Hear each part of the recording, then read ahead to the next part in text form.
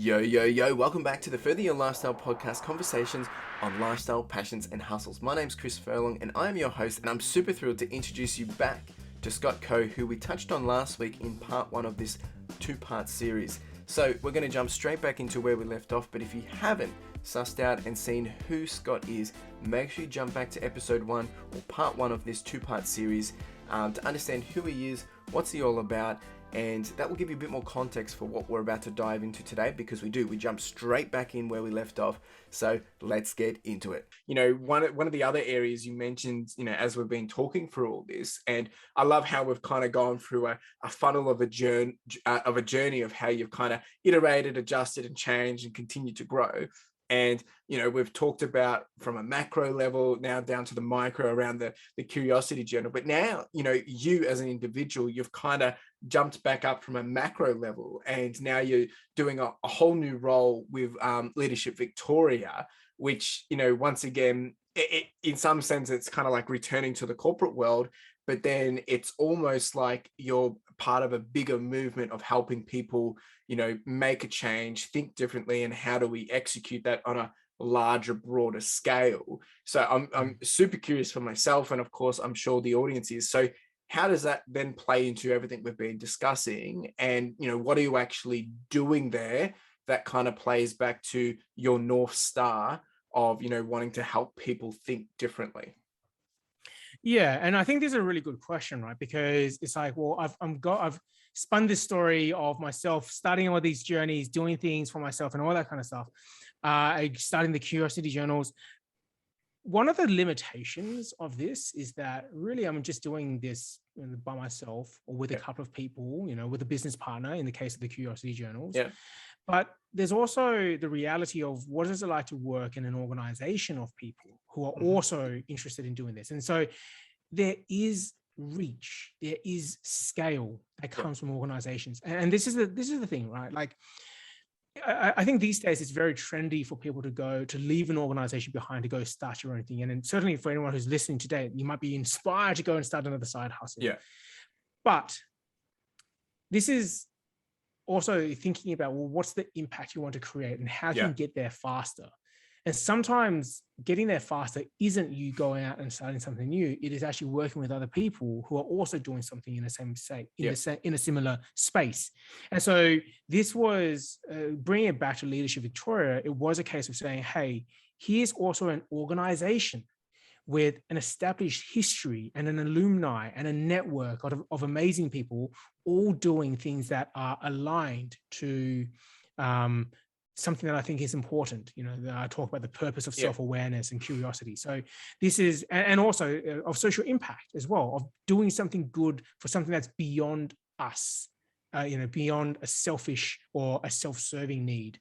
So here's an organization of more people grouped together to help and do something. And I thought, so that the role is the leadership program manager. And I just thought, you know, I've got a lot of experience in this space now. And also, just for full context, this was also probably at the start of the year where there was still also just a lot of uncertainty in the world. I mean, it's not escaped my awareness that I am providing a facilities services business in a time where many facilities have been sort of under lockdown. So part of me is just kind of like, well, maybe I do need to kind of expand a little bit beyond what it is I'm doing. But again, like I said, I could continue to go down my own route, but I wanted to bring some of that back. And I thought this was a really good opportunity to do it. And so it's also been really, really interesting, actually. And this is another path forward analogy, right? All the things that I've learned in ColourSpace have ported straight over into Leadership Victoria. How I think about business, how I think about problems, how I apply this value of curiosity, how I apply understanding different perspectives and problems, right? About holding ideas lightly. All of that is stuff that I'm now able to help in terms of the organization, but also help in how we grow it and be sustainable in what we do. So it's actually, and so that, if nothing, is actually a really important endorsement of what it can be like to go out, do something, and then if you can learn from what you've done, bring it back and improve another area. And then the big benefit is that the things I've learned in a larger group of people and the different dynamics that creates and how to scale in that way, I've been able to then take that back to ColourSpace. Yeah. And so both support each other, right? In that sort of a way. And I mean, obviously I'm not running a leadership development business and I'm sort of running it as a competitor to it. Yeah. I think they're in two different spaces, which is something I was very mindful of as well. And so, but fundamentally all of that joins together to, we talked about the North Star, right? Yeah. How do we help people be better in terms of the way they think, which is important for people who are going to be leaders of the future, but also ties into the thing that I think is really important, which is staying human in the whole thing, right? Yeah. We know about the rise of AI. We get it. The technology's there. Skynet's coming. But how do we differentiate our humanity in it all? Yeah. And that's another part that's important for me. So this is how all these three things are weaving together. It's for me going towards almost the heart of what it means to be better as a person. Yeah. It's almost like you've got a pie chart and you've got a percentage which is at an individual playing ground, for one person, which in some sense is kind of like the Curiosity Journal, to help them then move out and go explore and be curious. And then you've got ColourSpace, which is then bringing it up that next level, which is kind of like what people are experiencing in a workplace, in an environment, in an ecosystem, because they go in, they see the yard, it's got that touch, it helps them feel different, makes them think different in that place. And then you've got the leadership Victoria stuff, which is then so much higher, so much broader, obviously all the same concepts, but you're now starting to play it into how we're operating or how we're thinking that we need to be operating to enable people to be thinking and how they're operating. So it then layers down again. So you're really, and that's a percentage of the pie chart. So you're really hitting all areas, whether it is, from a micro, a middle, and a macro playing field.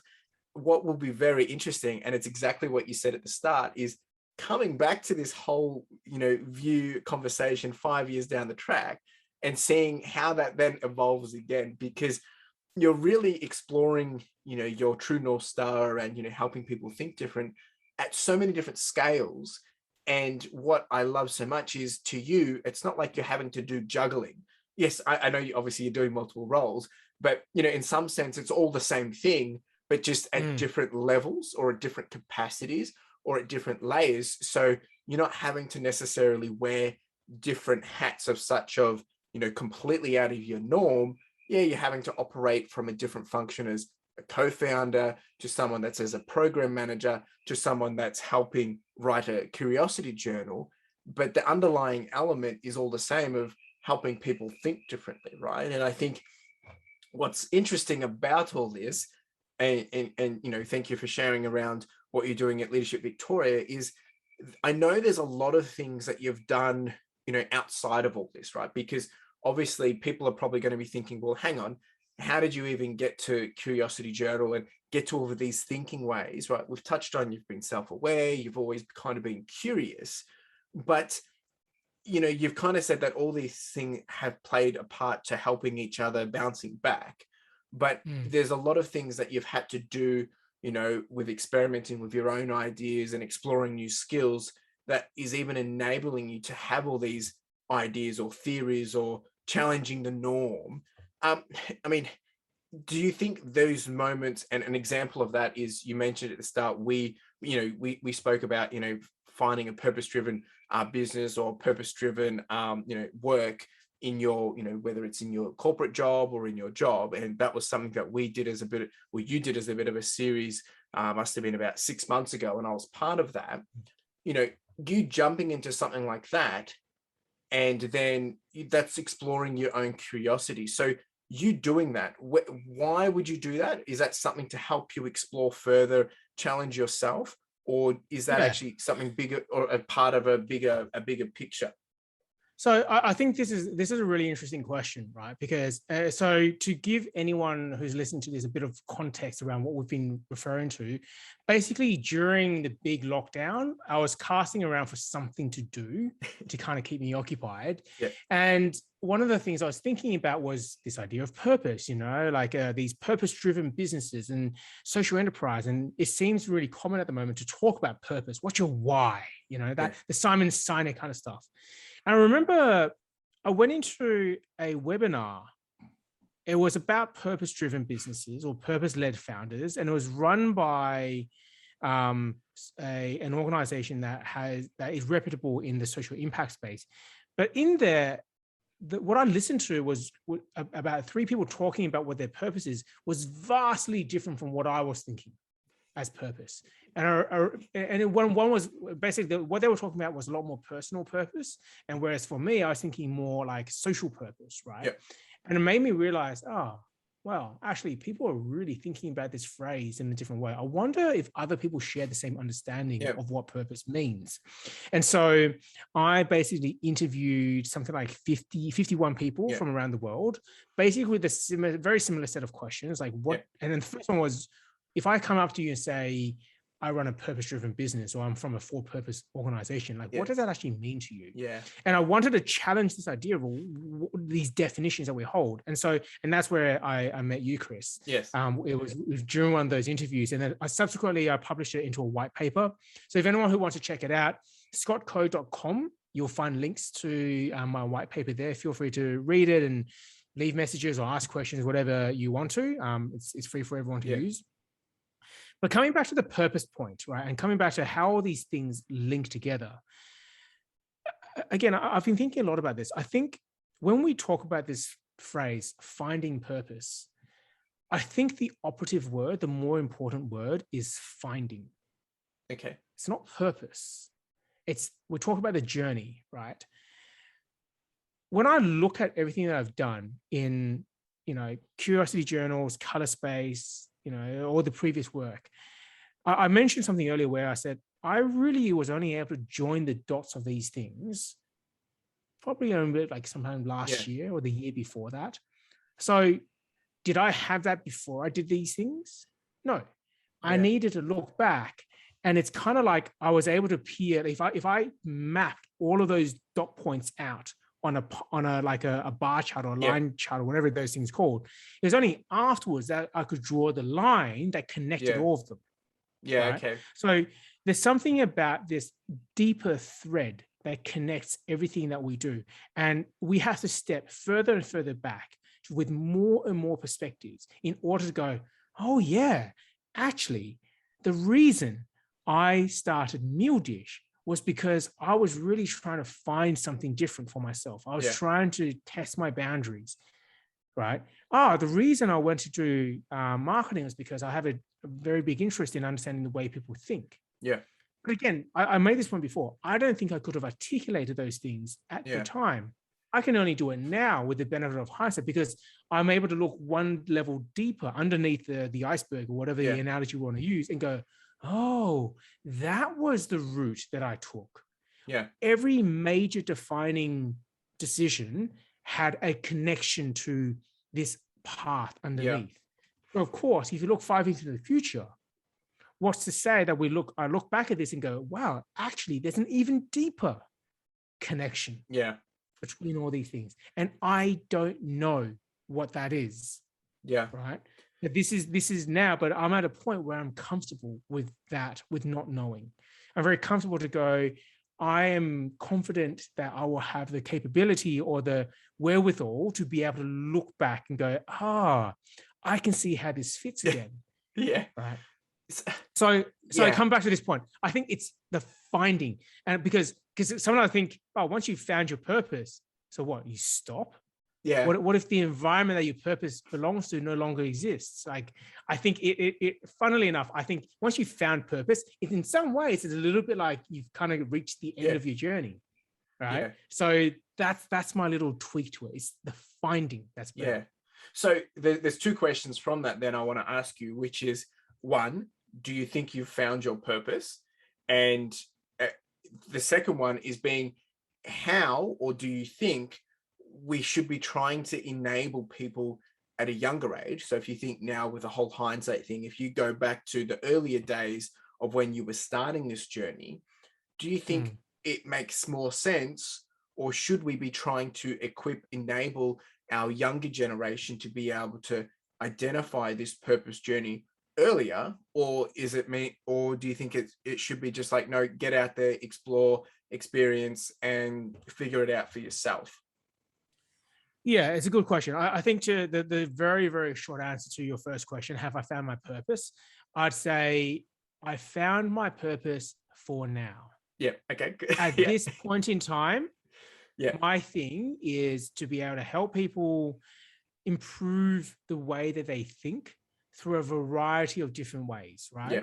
ColourSpace, Leadership Victoria, Curiosity Journals. These are Yeah. all different ways that fundamentally address that, because I think it's important. I think we need people to be more open-minded and open to different perspectives. Yeah. And that's the way to move forward. So that's my purpose for now, right? In terms of then turning back that around to the younger generation and to the next generation of people, like how do we help them find their purpose?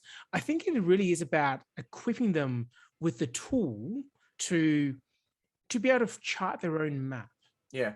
Right. So I think of it this way, like, education has been very good at showing you what's come before. Yeah. But ultimately, when people talk about, oh, you go to uni to learn how to learn. Well, what is that thing of learning how to learn? I hear that phrase, but what does that mean?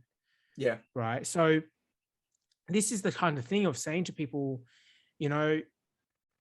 go off and try different things, but more importantly, go and learn, go and try, go and fail.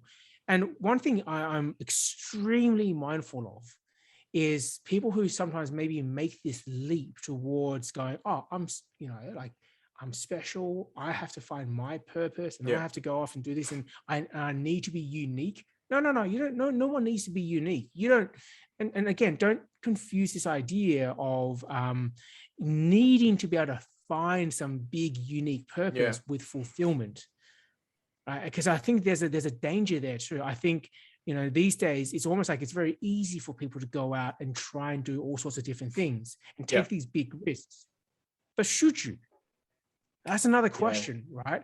Like, should you go out there and try a new business? It's there's another good example here, right?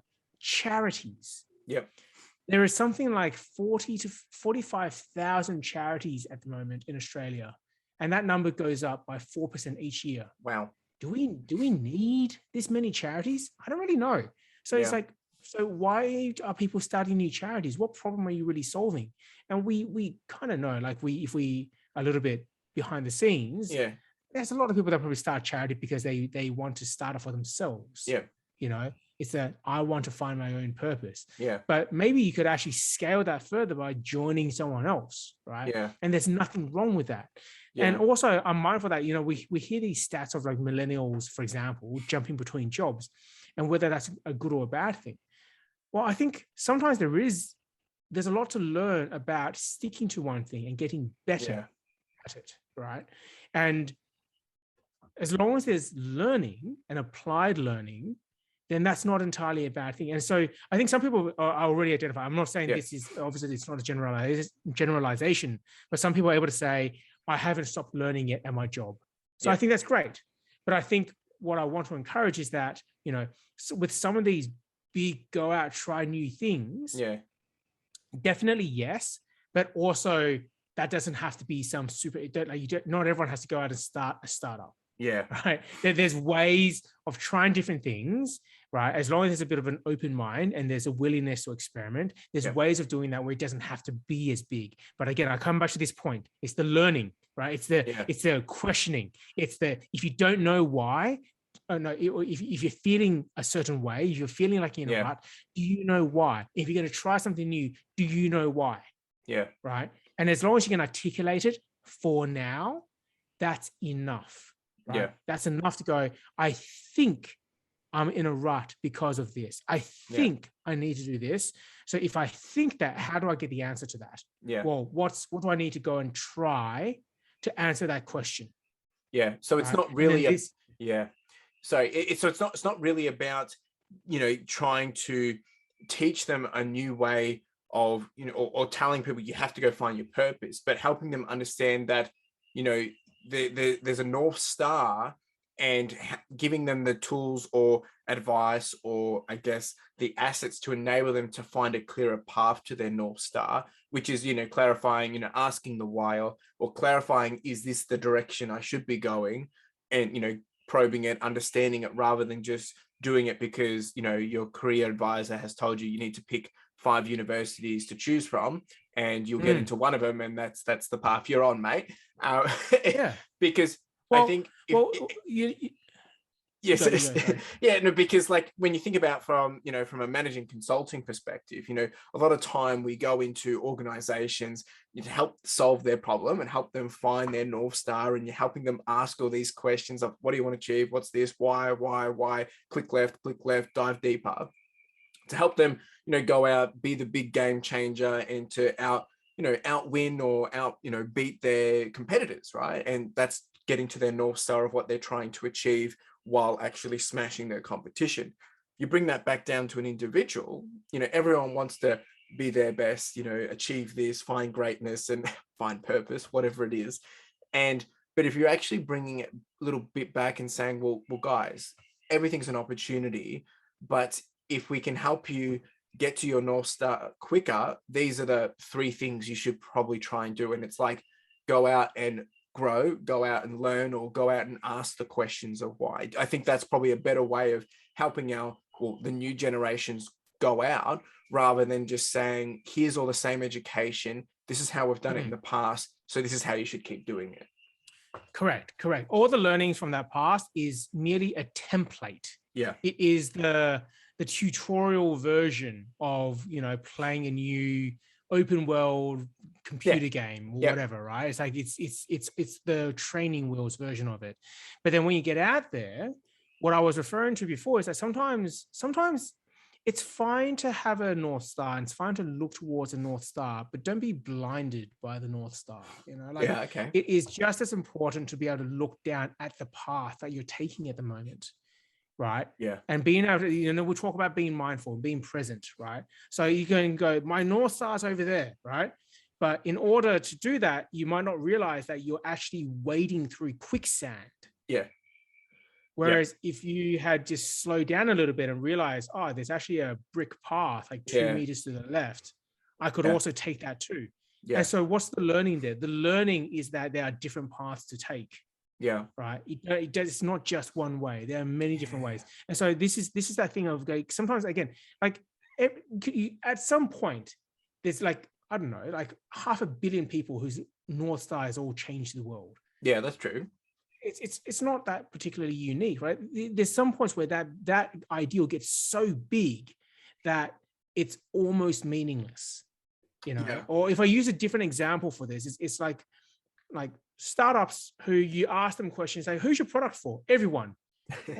No, it's not really. There's some people that can't use it. There's some people that can't benefit from it. So bring it back down a little bit. And sometimes it's kind of going, well, yes, the North, because you're never going to reach the North Star. That's kind of the point. It's a guiding direction, right? Yeah. But don't get lost in that direction. You got to look down at the path, because the path is what takes you there, right? Yeah. And you can learn how to get better at that. And also you can appreciate the effort and all the learnings that you've had along the way, right? Because and that's where it's about setting smaller milestones. So for the management consulting example, yes, you're helping the business find this incredible North Star, but if this business can only really service a small city, then what's the point of trying to sell them a vision that solves the problem for the entire world? It's meaningless, right? And it sets them up for failure. I think this is it's really good, because I think this is one of those things that I'm always thinking about, because at the end of the day, if I play it out here, is the whole purpose of, this podcast is to try and give insights, guiding principles, or give people perspective of, how they could make a change in their own life, whether it's to further their lifestyle, to start a hustle, or to pursue a passion, right? Because a lot of the time those things have come from people finding their purpose, or finding something they're passionate about, or having an interest, or having a North Star. But the problem is, usually there's this huge journey that needs to take place before that can even come to life, right? It's needed in some capacity, but and it's always the trick of the great debate of hindsight is, until you've gone through the hard yards and all that jazz, you're not going to be able to do it, because then you can appreciate why you went through that, so then you can apply that knowledge and experience to then execute what you you want to achieve. But there's always a fine line, because I feel like there's an opportunity to enable people to have, and it might not be necessarily the answer of how they find their purpose, but I guess the confidence to know that if they embark on the journey, then that North Star purpose, whatever we want to call it, comes so much clearer. And it's okay to have to, diverge, pivot, adjust, fail, do the 3 years of uni to then, then pivot across. But at the same time, it's also good enough and well enough that if you've got no one supporting you, but you've got an idea of, oh, I want to go start a business straight out of high school, don't even go to university, and give that a go and see what happens, because that is going to be just as beneficial as going to university, if not more, maybe. But but I think people don't have that. I think it's becoming clearer now that people realize that there's so much opportunity with technology that enables us to have these opportunities so much easier. But I still feel like there's this old way of thinking of still trying to push people into that, that journey, when really I feel like we should be helping people embrace that. Well, you can go, I'm just going to use it as an example. You can go start a business and run a YouTube as a business, right? You can go, find this idea, start a new business, become an entrepreneur from day one. It's very cliched, but a lot of the time it becomes, oh no, you need to go do the normal, but then it's oversaturated because everyone wants to be an entrepreneur at the same time. But there's this fine line battle between the two, and it's, I don't have the answer, but I think it's something out there that people need to understand, that as long as you know that regardless whichever path you take, everything we've discussed today, you're going to have to experience that journey, the ups, the downs, but it's all moving, as you really said it at the start of this whole thing, it's all moving in that flat direction forward. It's just, maybe to the left, little to the right. Precisely. I think you summarized that really well. Well, the thing that came to mind was that you can't have hindsight if you haven't moved. Yeah, well, that's true. Right? You have to move in a direction to have a point of comparison to be able to reflect back on. So don't let this issue of just as it's equally, as I've said, don't be blinded by the North Star. Similarly, don't be frozen and paralyzed by the North Star either. Again, I've heard it as well. I don't know yet what I want to do. Therefore, doesn't it make sense to know what I want to do first before I go and do something? Yeah. No, go and do something. It's fine to just go, I think it's in this direction. And then you go 2 steps in that direction, go, nope, wait, sorry, it's the other direction, my bad. But that's okay, because now we have 2 points of comparison, right? Yeah. And I think this plays out in quite a few different areas. Like even within a corporate space, you can have people go, right, but what is the purpose? Yeah. It's like, well, I don't know. Do we know? Do we really know what the purpose is? I don't know. Yeah. We think it's this, but why don't we go and do it and find out? And of course, if there's already evidence, then we use the evidence, right? Yeah. But sometimes it can be, again, it can be a paralyzing thing as well, right? And businesses, of course, want certainty too, right? It's why businesses are so good at talking innovation and creativity, but businesses usually don't have budget for it because it's so uncertain. But we all know that innovation and play is where sometimes the greatest ideas have come from. Yeah. Right. But that's unknown, right? So that's but the thing, you need to make that step forward. And that's the business analogy of it. So businesses have to step forward. But you get businesses that get stuck in the past, like the Kodaks, for example. We know the path we want to take versus how they then pivot. I mean, although that's actually these days, I'm not sure that's 100% the best analogy now, because I'm pretty sure Kodak's starting to make a bit of a resurgence now. Yeah. People are wanting some of the old school ways. So there is a cyclical nature to some of this as well. So again, it just goes to show there is no perfect answer. Don't like, even an example like Kodak, it is not 100% the best example of a business stuck in its time. Yeah. It's just a business that didn't move forward at a certain point in time, but then the markets kind of change around. So it's not 100% foolproof as a case study anymore. You know, so, and this is the stuff that there's always shades of gray in this, right? So, but again, you just got to move forward. And that's the thing, move forward, learn from it, be able to reflect on the journey itself, look up and look down at the same time. But it's the movement itself, it's the exploration that is really fundamentally important. So in short, really, it's be curious. Hashtag like and subscribe. Check out the web. Now on sale. But I think that it is, and I know we could go on for this for a very, very long time. And I think it was good that we kind of touched on all that to help people understanding that there is no right or wrong way of this, right? As long as you're kind of touching on those different areas, the growing and discovering and being curious, it is going to start to make, come to life and help you move into the right direction. Because if this stuff was easy, everyone would be giving the answer straight away, and we wouldn't probably have the innovative things that we have today, right? And I think it's kind of beautiful in some sense that it isn't easy, because we wouldn't have all the things that we have today, and we won't have all the things that we know are going to come in the future, because people wouldn't then be curious to go discover and journey. And touching more on curious, I'm very keen to ask you some questions, kind of random questions, more from, so the audience can get to know you better, because we've learned so much, from all the things that you've been doing and on your journey, and to kind of maybe take it a little less philosophical, although there is some open-ended questions in this. So this is just some rapid fire questions. The idea is, yes, try to answer them as quick as possible, but if you think there's some value points to add to it, by all means, please do.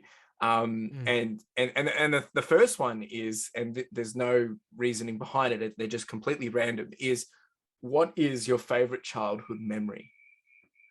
So I'm gonna you see, this is how sometimes being stuck in curiosity can get me a little bit of trouble. Like, what do you mean by childhood?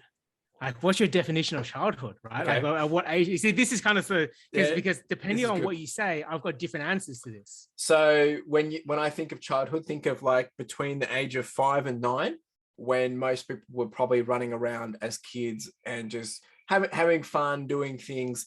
So for me, if I think, the first thing that I said when I said this that I thought of was, I remember running over to my backdoor neighbors. This is, when I was probably would have been about 6 or 7, and it might have been a bit older. And we never had a Nintendo 64 at the time. But what we did is we would run over to our backdoor neighbors. They would come over to ours because we had a bigger TV, but we just didn't have the Nintendo at the time. And we were playing their games, and we'd all, just because we had an hour's break, or we were allowed to play video games finally. So to me, that was one of those favorites, probably not the favorite, but it's one of those favorite childhood memories. In that case, for me, that's a really interesting one, because because this is a little bit hard for me to answer in some ways, because I moved from China to Hong Kong when I was 5 to 6. Wow. And I came to Australia when I was 6. And I remember I went straight to primary school and had to walk myself there and back on the first day. My parents didn't give me keys, right? And so this part I don't remember. So what I don't remember is them not giving me keys. Apparently they came home and I'd been sitting outside our front door for like 2 hours, just waiting for them to come home. I also couldn't speak English at the time. So all I could say was yes and no, and that was it. And then like 6 months later, I could speak English. But the thing that I remember the most, and this is what I enjoy telling, is like, I remember my dad gave me a baguette, like a sandwich baguette, on the first day I went to school. And I'd never seen one in my life, right? And this thing was huge in my mind. And I thought I had to eat the whole thing, but I couldn't. And I was distraught because I couldn't eat the whole thing, right? So I don't really, it's not exactly a favorite childhood memory, but it's the one that sticks around the most in my mind of just like, I was just sitting in this, in this primary school. I remember sitting on the park bench, eating this weird thing that I've never seen before. And it was a salad baguette. It had like shredded carrots in it. I've never had raw shredded carrots before. I didn't really enjoy it, I don't think. I could eat half of it, and I think I was crying because I didn't know. Because I come from a background in China where we came under like a meal ticket world, right? That was when communism and the miles of the euro was at its highest, and so we had shit like sorry, pardon the swearing, but like we had like half a dozen eggs a month, half a kilo of meat a month. That was it. And so it was ingrained. I had to like eat this whole thing. So that's my and that's why I like asking these random questions, is because it brings out a little bit of flavor. It brings out a bit of who you are, and just all that, because some of these questions, they're like kind of to slow down, smell the roses, and to reflect, right? And that's why even the next one, it's also completely on the other end. It just brings out some different perspectives. So I appreciate you sharing that. So the next one is, what's an insult? And in this case, we'll say one. What's one insult that you've received that you're proud of? Great question. And it actually, because I was thinking about this previously, and it's like, when was the last time I was actually insulted? And it's been a while, I think, since I've taken an insult to anything. Because I think a lot of the time, this goes to, again, my mindset of thinking, right? Where when someone is trying to insult me, I don't take anything personally. But the reason I don't take anything personally is because my first reaction is, I wonder what's going on. I wonder what was the reason for the insult. And when I think in that direction, I usually end up with I see. I think I understand where this is coming from. And so one of the insults that this is from a while back, that it was someone, I was asking people questions about something that was quite philosophical, right?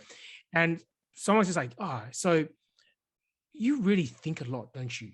And it was meant as more of an insult, right? And it was like, well, not everyone has all this time on their hands, like wasting time on thinking. I just remember thinking, what a shame. I understand that people would like to have, again, that certainty. But you know what? I like the fact that I think it is my hobby.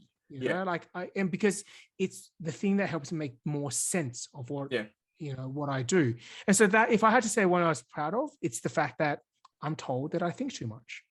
No, that's great, because it really sums up everything we've been talking about, right? Your character, which then also you mentioned that as a hobby you like to think. So actually the next question I had for you was, what's a favorite hobby you like to do in your downtime? So I'm going to ask you, what's a favorite hobby you like to do that isn't thinking?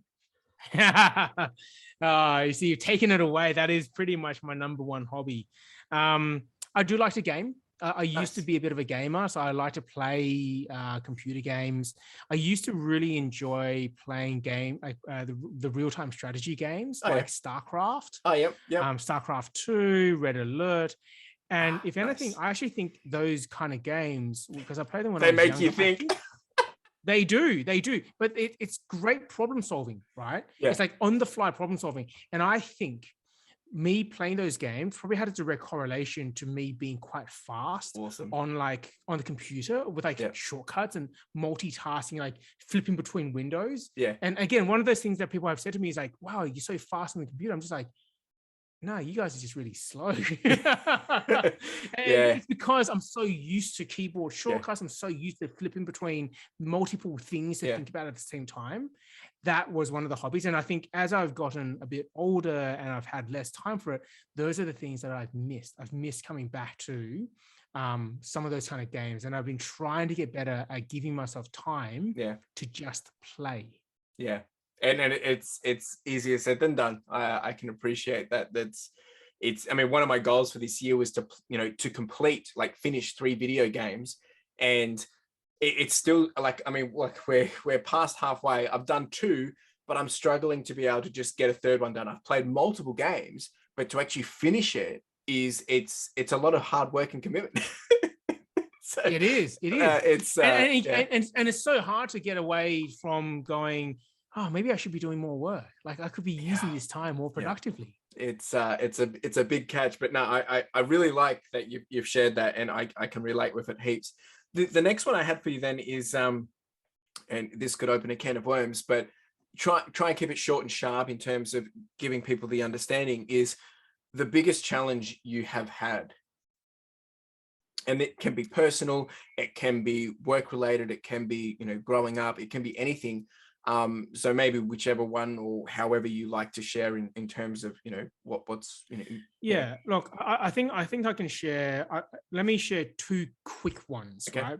One, the bigger one, more personal one, is some stuff that we've already talked about. Actually, Okay. it is basically understanding like what it is that I'm doing, Okay. and having the confidence to back myself on Yeah. that. Yeah.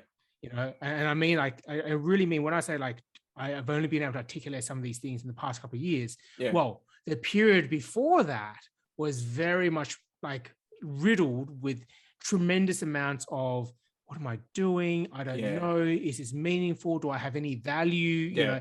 Finding genuine value in myself, that was really one of the biggest challenges that I have. Okay.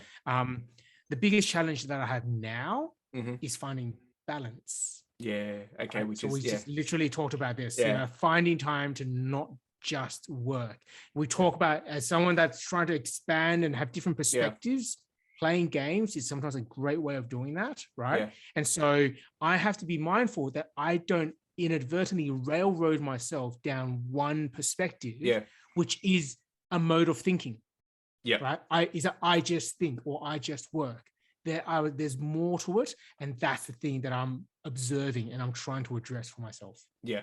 It's good that you bring this up, is because one thing that I didn't kind of mention earlier was like, you're doing all these things, and actually we kind of did. We said on paper, it's like, wow, you're doing all these things, you're successful, but it just, successful doesn't mean everything's perfect, everything's together, everything's working, right? Because success continues to grow and change, and how you define it will change and grow. And yes, you are successful, but there's always things that can be better, personally, with business, however. And I think this is just a great, kind of thing to reflect on. And I encourage other people to, always ask yourself this kind of question as well, because that balance one is so important.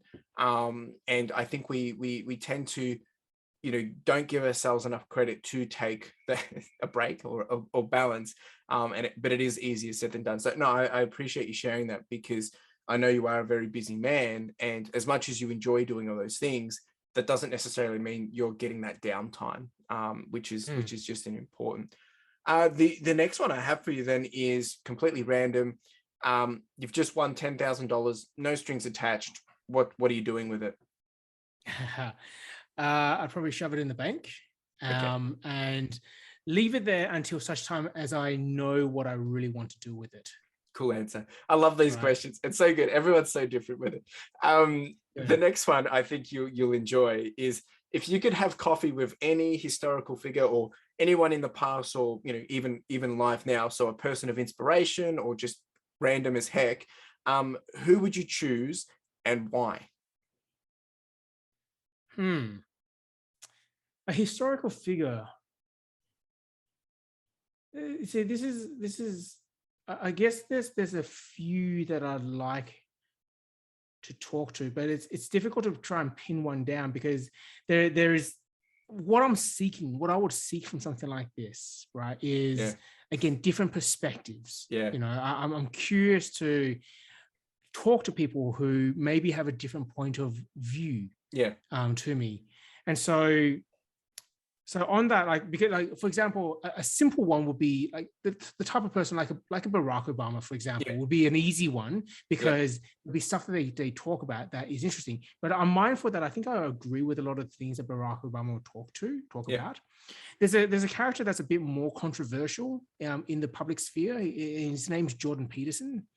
And he's someone who has a lot of controversial thoughts and opinions, but he's always come across to me as someone who is considered in the way he thinks. And so I might not agree with a lot of things that he does or he talks about. However, I'd love to have a coffee with him, because I feel like it would expand modes of thinking even more, So So that's people who are actually, the last person I'd love to have a coffee with. I'm not going to get the name right. Whoever was the person that consolidated all the religion in the ancient like Roman times, so that Christianity was born at that time. There was an emperor there, that the emperor of like Justinius, I think. Assuming we could even speak the same language, right? Far out, it'd be a fascinating conversation to have. It's like, why? What was the rationale? What was the understanding? What was that consideration? Like that kind of stuff. I find that really, really fascinating. It's always like when you're driving somewhere and you see someone doing something, it's like, how did that guy get that job? Like who is that person doing that one little thing? Like, and why? Like, yeah, exactly. And so, just something that expands what I don't know. Yeah, right. That's the person that I'd love to have a coffee with. I love it. It just expresses you and everything we've been talking about so well. I love it. The last one for you is favorite book or one book that you would recommend. The Origins of Political Order by Francis Fukuyama. Okay, I love this book. Okay, it sounds like the driest book in the world, right? But what this guy does is that he articulates how modern political structures, not political parties, political structures are formed. So he starts off with the simple, and this is the best way I can articulate to give you a sense of what it's like. Right? He goes, the foreword goes something like, if you take a flight from Australia to Micronesia, this is like a 3-hour flight, but you're flying across about 3,000 years of political development, right? Because Australia is under a Westminster type of political system, which is formed through all of these different historical contexts of, it had to go through the separation of religion and state, how it forms a modern state, whereas Micronesia is still under a more tribal structure. So their politics structure is different. How they make decisions as a society, as a collective of individuals is different. And that for me is fascinating, right? Because he goes through all the different major countries like China, India, Russia, some of the countries in Africa. He explores roles of modern of agriculture and the countries and cities that manage to consolidate the agriculture, managed to improve the technology around it, which then freed up the population to be able to do different things. So you could have the teachers versus the philosophers. And so there's all these things that impact the ability for a society to function, which then impacts the way that they can think. So therefore, it brings it all the way back again. It's kind of like these types of things that help. Like when we understand them, there's all these deeper patterns underneath how we interact as a community that we may not know about, that informs the way that we think.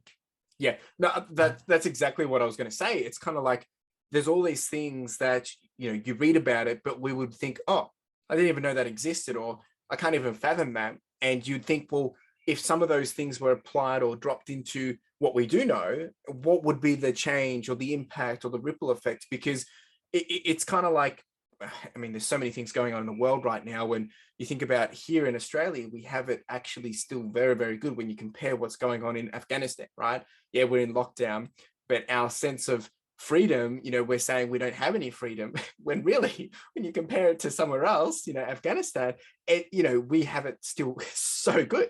So that perspective, but you don't know, coming back to that big thing that we've been talking about, is you don't know what you don't know, and you can't comprehend it if you can't fathom it or have experienced it or gone through it. Because in a nutshell, if someone goes through it, hindsight, they'll be like, yeah, I totally get it, right? But someone that hasn't, they'll be like, huh, what are you talking about? Well, look, if we can end on this point of like bringing that really close to home, right, to try and make all of this really relatable, think to any situation where you were told something and you had a negative reaction to it, right? And then you went and talked to someone and you realized there was another reason, or you had misunderstood the context. And as soon as you understood it, you're like, oh, now I get it. Now I understand why they were the way they were, why it transpired the way they transpired, right? And as soon as you learn that thing, any negative feeling that you have, it dissipates immediately. Yeah. Right. Yeah. So you look at what happens in that situation in the macro, right? Which is, yes, you got new information that helped contextualize things. All right. So that means the next time it happens where you go, oh, this thing happened and made me feel negative. Don't just sit in the negativity. Go, well, what contributed to it? What's the thing that you don't know that might help you understand that, right? That's the exploring into the unknown of what we don't know about. Yeah, it's so good, because I was literally going to ask you, if what's one thing that if the audience could take away from this episode, what would it be? And I feel like that's part of it. But if there was anything that you kind of wanted to summarize or ensure that is embedded to the audience before we wrap up, what would be one thing you want to leave with them to ensure that they walk away from this episode? I think I would probably go back to one of the things I said, which is, whatever direction you take, you just take a step forward, right? Yeah. It's taking a step forward. It's not taking a step up or down. It's forward in a different direction. And that momentum, taking that step is the most important part of it, right? And I just couple that with this one other small little thing, right? It's not about what you can't do. Right? It's what can you do? Yeah. That's the ultimate question. Yeah, that's good. Never stop by, oh, I can't do this, I can't do that. No. Yeah, there's a lot of things we can't do. There's a lot of things I can't do. But what can I do? Yeah. And that's a good place to start. That's it. Wow. We've covered so much in this. And dude, I appreciate you taking the time and being able to explore all this, because we've covered so much. And, a lot of it is about your journey. But at the end of the day, it's so relevant and can be applied to all of us and hopefully the audience in so many different ways, because I feel like a lot of us are either at the start, we're at that middle, or we think we know our purpose, and maybe this can help bring some clarity or challenge. Maybe there's so much more that we can learn. But at the same time, there's so many different layers or levels of this, which I think it just keeps it fresh and keeps it honest for us to kind of step back and really take that reflective moment of who we are, what we're doing, where we're at, because I don't think we do it enough. And it's definitely something which I feel like we've achieved in this episode. So dude, I really, really do appreciate it. If people want to follow along, see what you're doing, keep up to date with you, where is the best place that they can go? Yeah, for sure. If you want to find more about what I do, easiest thing for you is probably to look at my website, www.scottco.com. That's co with a K, so SCOTTKO.com.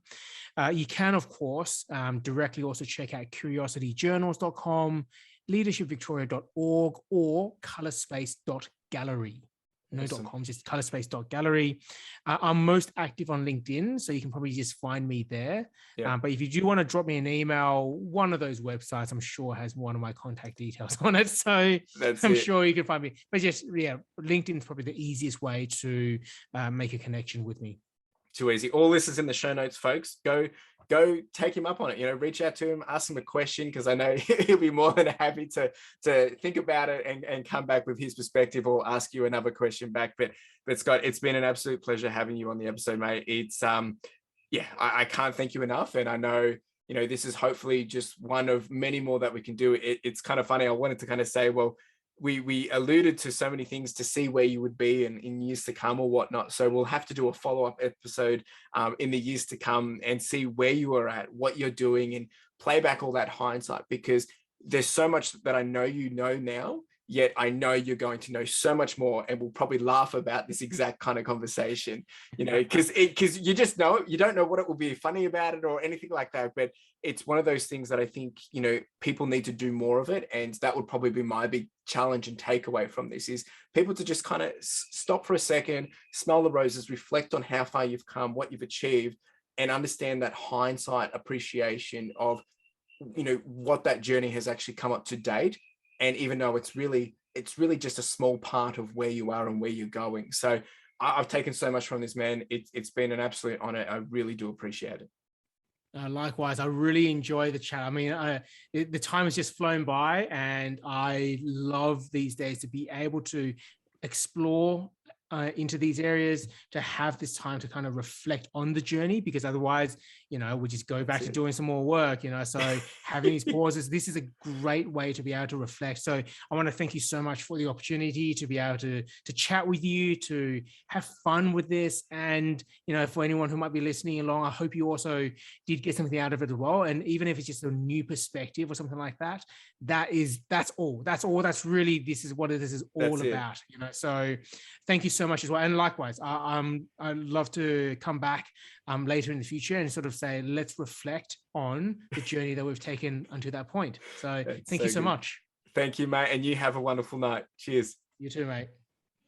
Well, there you go, folks. I hope this part 1 and part 2 episode has given you a great understanding of who Scott is, but all the things that he's about. And I think for me, the biggest takeaway has just been about navigating everything that we do. And the key thing that I love so much that he said also was how, as long as we're moving forward, as long as we're, taking the direction towards where we want to be going, and that's not always going to be straight and linear. It is going to be ups and downs. It is going to be left and rights. And I think you can't appreciate that until you've gone through that experience, to have the hindsight to look back and think, wow, now I understand the importance of it. And I think this comes along with curiosity, of course, when we're pursuing purpose as well, and while we're trying to navigate whatever it is our North Star is. So it's been an absolute pleasure to have you, Scott, and it's been an absolute honor to be able to bridge this conversation between you and Scott as well. And I really do hope that you go reach out, go see what he's all about, and of course go check out his Curiosity Journals.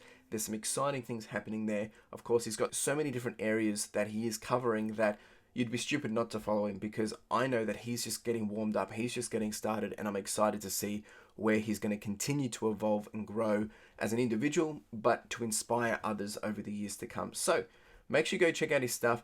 Really do appreciate you being here. My name's Chris Furlong. I am your host, and it's been an absolute pleasure to have this conversation with you.